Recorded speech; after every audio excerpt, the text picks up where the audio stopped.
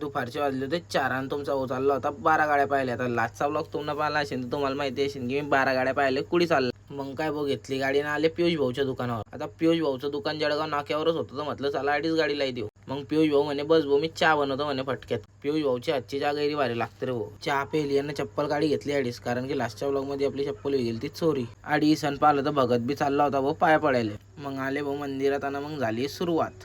गाडी पाहतोय तर भाऊ भगतच्या वेळामध्ये डायरेक्ट लिंबू टाकी दिल ते रे भाऊ. आणि आपला कल्प्या होता लक्ष्मण बनी जायला होता. मग फायनली नाचत नाचत आम्ही आले 12 गाड्याचोय. मग आपले कुळापा मंडळवाल्यांना सगळ्यांना Z+ सिक्युरिटीची व्यवस्था तर करीच ठेवली होती. मग भाऊ ओढायला 12 गाड्या.